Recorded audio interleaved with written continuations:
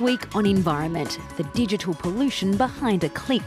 Internet users generate bytes by the billions. How are high-tech giants feeding this insatiable hunger for energy? It's so important that these data centers are built attached to renewable sources of energy and not attached to the same dirty sources that are causing our current problems. Waste not, want not? Impossible in a world where products are designed to fail. We target manufacturers who bully customers into the idea of out with the old, in with the new. Manufacturers artificially shorten the lifespan of information technology, electronics and telephones to sell more. And when digital waste is welcome, thousands of Chinese companies turn to recycled electronics as a lucrative economic lifeline. It is too expensive for the Americans. They can't keep up.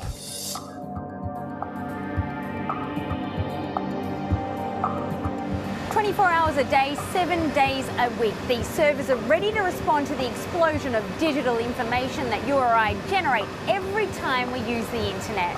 A data centre like this can use more electricity than a small town and waste up to 90% of it, which is why high-tech giants are looking to put their machines on a miracle energy diet. France Uncat's John Finalio in California with this next report.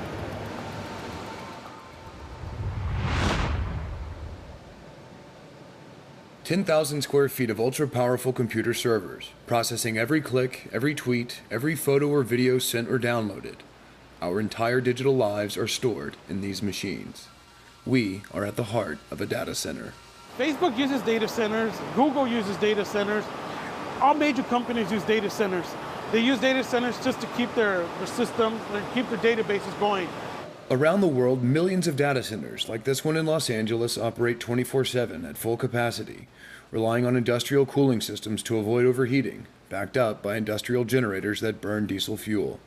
As a result, data centers produce 2% of global carbon emissions, a consumption equivalent to a country as big as Japan.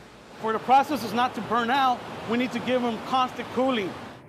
To reduce energy costs, most data centers in the U.S. run on electricity generated by coal-fired power plants, a practice that has come under scrutiny from environmentalists. And in 2010, Google, Yahoo, and Facebook said they would focus on using more renewable power.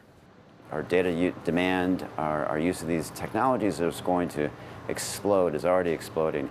And so that's why it's so important that these data centers are built attached to renewable sources of energy and not attached to the same dirty sources that are causing our current problems in terms of energy use.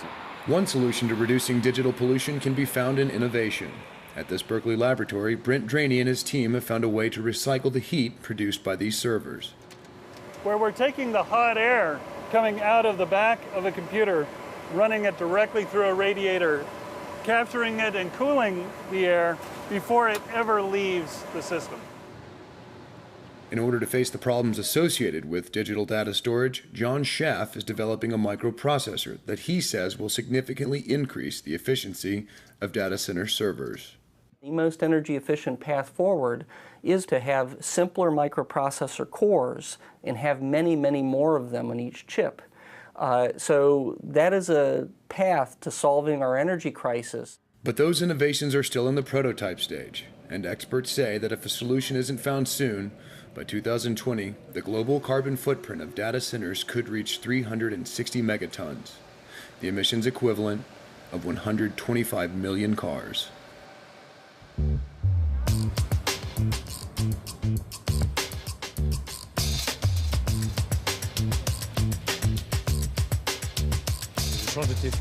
I change my phone every 2 years because it's cheaper to take it with a new plan. It becomes obsolete, so you have to change it. After some time, the screen breaks. I think I want to keep up with the trends mostly, but most of the time I break my phones too, so I'm forced to get a new one. Many of us change our phone every couple of years, but how much is this our decision and how much is this a decision of the company that makes the product? Planned obsolescence is a fancy way of saying that manufacturers build an artificial use-by date to force us, the consumers, to buy and buy again. But what if we decided to make a conscious effort to avoid the waste associated with electronics that are ultimately designed to fail? The year was 1946 and this was the world's first computer, weighing 30 tonne and filling a whole room. ENIAC, as it was known, was still in perfect working order when it was dismantled after almost a decade. Today, our computers, along with modern phones, have become more advanced, more streamlined, and at the same time, far less long-lasting. Manufacturers artificially shorten the lifespan of information technology, electronics and telephones to sell more. Today we use a computer between 2 to 5 years, when its service life is 10 years. There's a name for this business strategy, planned obsolescence, and the latest tablets are a prime example. You see, when you turn it round, there are no screws, so you can't dismantle it. It's as simple as that. You can't change the battery. We see it in all the tablets, well, most of them, and in the majority of manufacturers. Here's yet another example. This phone is 3 years old and its screen is now cracked. We decide to take it back to the store using a hidden camera. To our surprise, we're told it can't be repaired. The sales assistant suggests we buy the same model for €150, or a better option, upgrade to the latest version.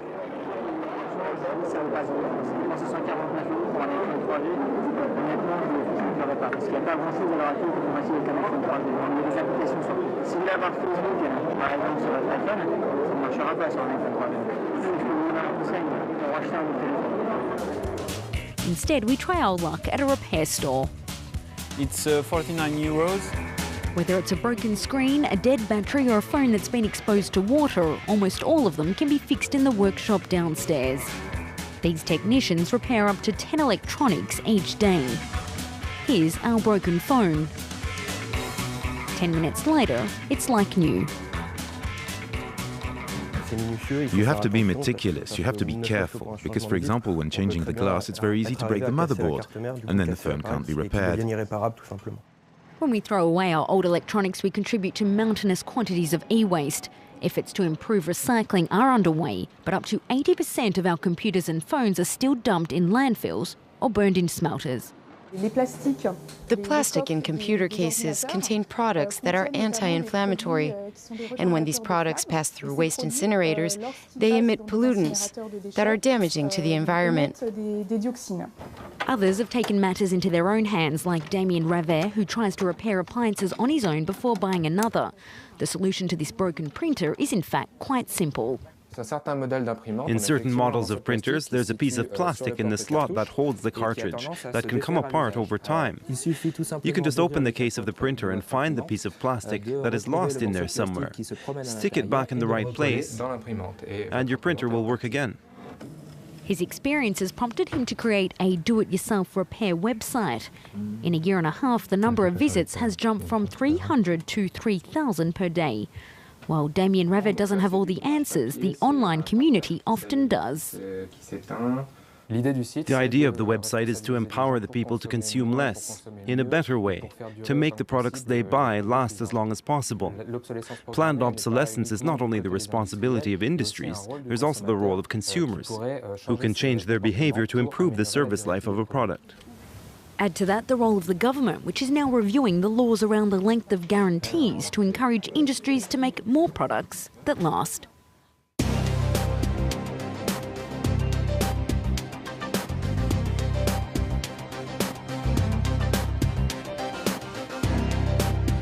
This is where our abandoned electronics are found at the end of their first life before the parts are identified for a sort of reincarnation.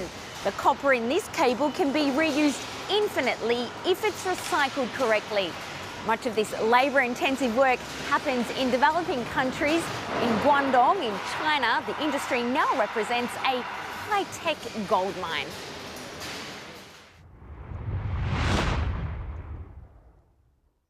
Thousands of kilometers of used cables piling up. A livelihood for hundreds of thousands of Chinese workers.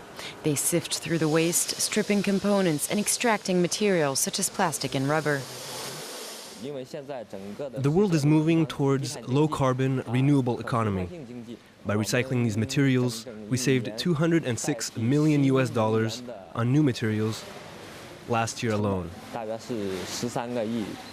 A new way of processing waste. Back in the 90s, Chinese workers used to burn plastic sheaths to extract copper. These type of operations produce toxic smoke that have dangerous effects on the environment and on people's health. Today, workers are no longer exposed to these harmful fuels. Waste is now processed manually before being recycled. To take the cables apart, you need lots of hands. There are no machines to do the work. You need to separate different types of plastic too. This requires experience and intensive labor. It is too expensive for the Americans. They can't keep up. To cut down on cost, American and European e-wastes are sent to China to be sorted and recycled. According to environmental activist Libo, e-waste management standards should be implemented on a global level. Every country, including China, needs a stricter e-waste management policy. The companies shouldn't just take responsibility for production and sales, they should also be responsible for products after they've been finished with. We need more regulation.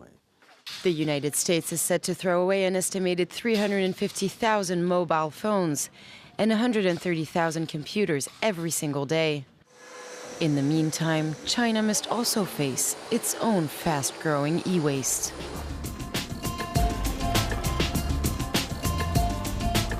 We leave you this week with a glimpse of some of the work being done here at Atelier Sans Frontières, which is French for Workshops Without Borders. The centre gives a second life to used computers, up to 10,000 per year, while employing more than 100 people undergoing job insertion. Once ready, these computers are used here in France, but also in developing countries, such as Cameroon, Ivory Coast or in Haiti, places all in need of technology to tackle the digital divide. And that brings us to the end of this week's show. Thanks for joining us here on Environment. We look forward to seeing you, as always, next time.